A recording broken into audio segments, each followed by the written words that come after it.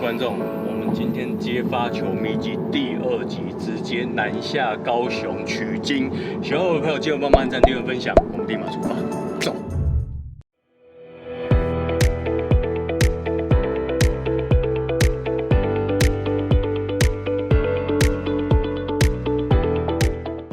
为了这次拍摄，这次我专程来了一趟高雄，感谢超人乒乓让我体验一下高雄专业的场地及高雄人的热情。高雄的朋友们，你还在等什么？最专业的场地与教练，旁边电话立马拨打，2间球馆随你挑，立马让你人生解锁另一项热血的运动啊！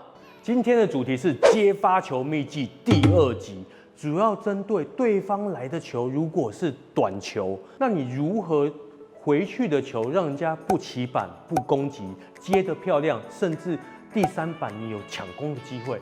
今天一并分享给各位。我们掌声欢迎我们超人乒乓的黄教练，我们掌声欢迎他。跟大家问好啊！大家好，我是黄教练。对，黄教练，你们总共几间球馆2间球馆都在高雄，对，到高雄，大概成立2年了就对了。对，那平常有没有什么特别的活动？平常我们在这里都会举办积分赛。那平常1到日都有营业？对，2间其实都是以教学为主， OK， 那也有开放零打的一些选手会来这里打球这样。OK， 主要今天现场有3个教练，一个负责介绍球馆，一个负责教学，一个负责讲新年的活动，好不好？我们今天的流程大概是这样。那今天的任务完成了，谢谢你，谢谢。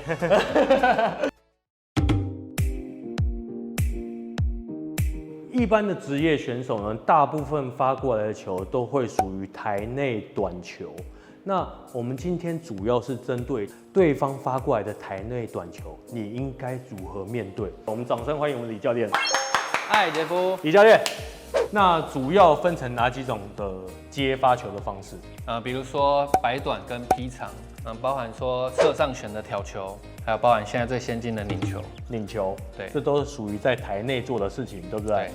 那通常如果来的球是下旋球，我们通常切回去要怎么样切会比较漂亮？切的比较漂亮，就是希望让对方难受嘛。是。那要让对方难受呢，会有4个重点。第一个就是要制造旋转。那第2个就是要有足够的落点，落点要刁钻。对，那再来第3是弧线还必须要压够低。对，那再来就是第4个的突然性。我们现在就请李教练帮我们分享一下白短跟劈长的基本动作。好，那李教练帮我们分享一下，就是出拍方式大概是怎么样？刚讲第一步骤就是我手必须先找球。对。那上脚之后呢，到球的底部，对，我要基本是利用手肘往前推的方式。对，因为大部分会是用手肘当一个支点，然后用小手臂做一个往前旋转的动作，然后由手腕去控制方向，大手臂往前送。那击球时间点呢？会建议在上升的初期或末期这2个点。对，因为我们大概就5个点，就是上升初期，然后再来往上一点上升末期，再来最高点，对，然后下降初期，下降末期，对，会建议抓在这2个点上。等于是一起跳你就得出拍了。对对对。为什么要起跳就出拍？因为它其实撞到你桌上那一瞬间，球是没有旋转，它会撞一下弹起来，路上它才开始转。你不要等它开始转了才出拍，所以它弹下去一起来那一瞬间，球是没有旋转的那个状态，你会比较好把球送回去，是，而且你比较好借它弹起来的那个力量。对对对，对不对？大概是这个意思。没错。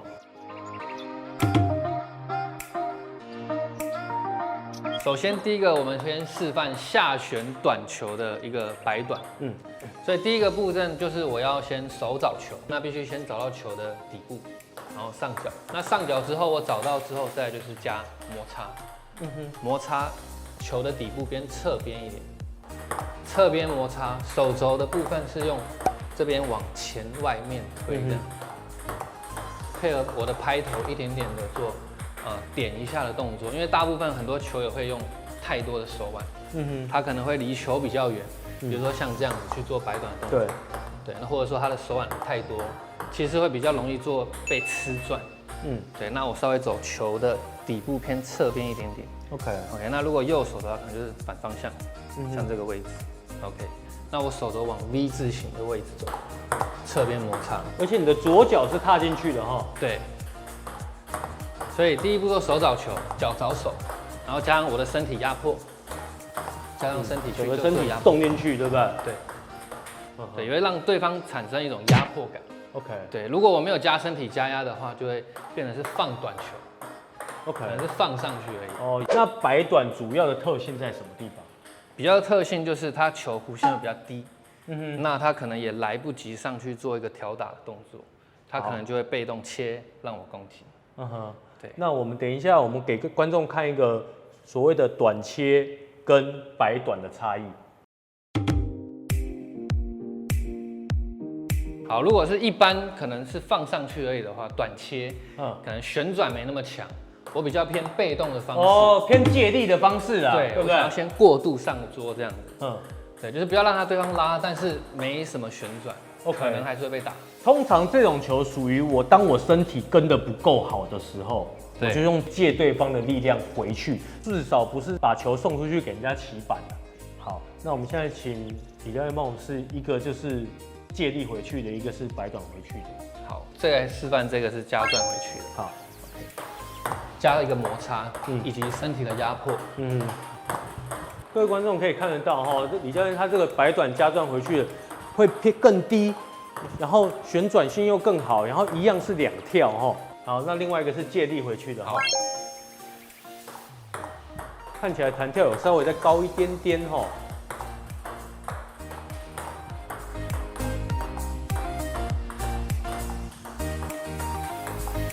因为你刚刚左手等于是摆对角回去嘛，对不对？那如果要摆直线的话，要怎么处理？是，直线的话，不管我的方向，我要摆哪个位置，对，我的身体重心一定都要往那个方向去走。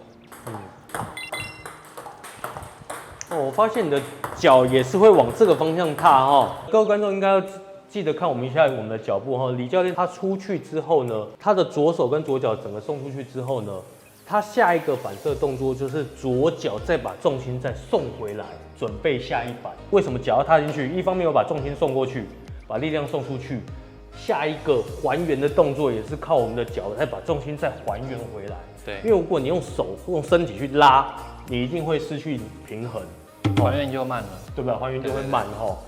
那反手的摆短要不要试一下？好，反手摆短的话，就是主要我的击球位置必须抓在我的身体前面。那一样会走一个侧面的角度，不会走正下方或正后方，做一个侧边摩擦。因为正下边会变得有点撞击太多了，对，是不是不小心就出错了，对不对？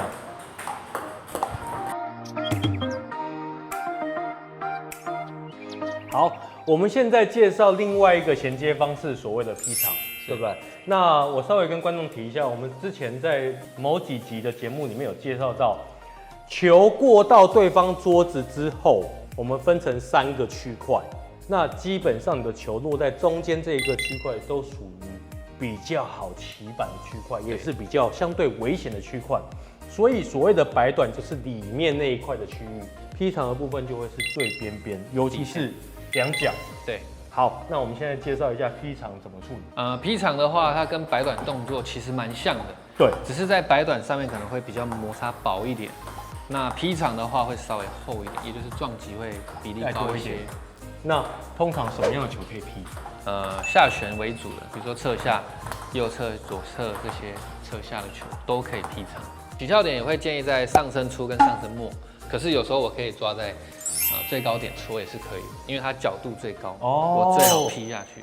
所以也就是说，如果对方来的球过高的时候，对。这个直接下去其实也是蛮很有杀伤力的，对对对，就加压了嘛。没错。好像戳直线的话，我的身体动作会比重心会沿着我的直线去做一个延展，所以如果我的脚、膝盖、脚尖是朝正前方的话，我就没办法往直线做延展，所以脚尖、膝盖会偏向直线的方向，我才可以跟着重心做延展。然后同时我的板型会稍微朝中间之后对准，再突然做一个变线加速的动作。李教练可以帮我做一下摆短跟劈长动作的差异在哪边吗？好，差异比较偏在后半段，我的预备动作几乎是一模一样的。对。但是我对准之后，我要摆短会比较薄一点，会稍微留住球，那做一个身体加压的动作，那劈长的话会吃到球之后，我会带一点比较撞击推，加上摩擦去一个推送的动作比较多。OK。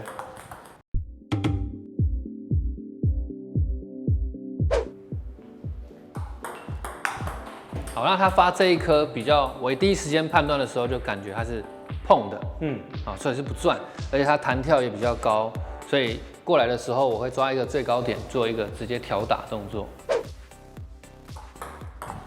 好，那它这一颗是有比较明显的去做一个加转摩擦的动作，过来的球也比较低，好，所以我会做选择性摆短，控制它不让它出手。好，它这一颗发的是下旋，有明显咬到球的底部，做一个摩擦的动作，所以这球我如果要挑的话有点危险，可能会下网，所以我就选择做一个摆短，控制它的动作。好，那它这个球发的还不错，它其实是发的蛮低，但它摩擦是球拍的上缘，既然我判断它是不转的，就算再低，我还是会选择做挑打。如果我要硬摆短的话，可能会冒高。好，那他发这一颗是半出桌的球，如果我要上去做一个短球的打法，比如说摆短或劈长、挑也好，可能会比较多被压迫到。所以既然它出桌了，我会选择就直接用拉球的方式把它破解掉。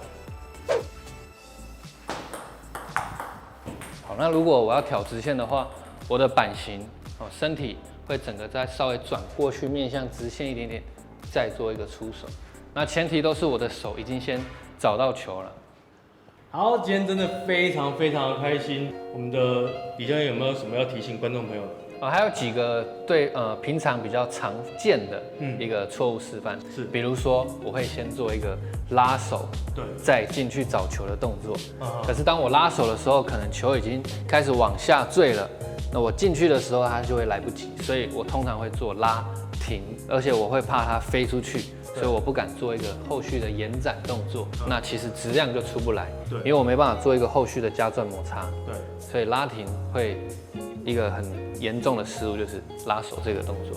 OK， 对，那再来就是我的脚步可能没有上去，我就直接选择就去接发球了，可能我没到位，所以失去我的重心没有往前送，只有手出去，是，脱离我的核心范围，是对，那我就没办法控制我的手。这两个要提醒观众朋友比较容易犯的错误，是，对不对？没错。好，那今天这集就到这边，希望对各位有帮助。喜欢我们就帮忙按赞、订阅、分享，我们下期见，拜拜。过年又要到了，我们让我们的超人乒乓的柯教练宣传一下他过年的活动，我们掌声欢迎我们的柯教练。来，柯教练你好。大家好，我是超人乒乓的店经理小柯。哦，小柯，来宣传一下你们的过年的活动。我们就是过年期间，就是只要你有报名个人班或者是团体班，是都有额外再赠送1堂给我们的小朋友。OK， 买10堂送1堂，对了。买10堂送1堂，对。只能送小朋友，大人不行。大人也可以，大人可以，可以。好，还有什么活动？就是如果说有额外到我们的那 Google 评论区，给我们个5星的留言的话，会有额外加码赠送1件2周年的纪念衫。那今天活动就宣传到这边，感谢我们柯教练，谢谢，谢谢。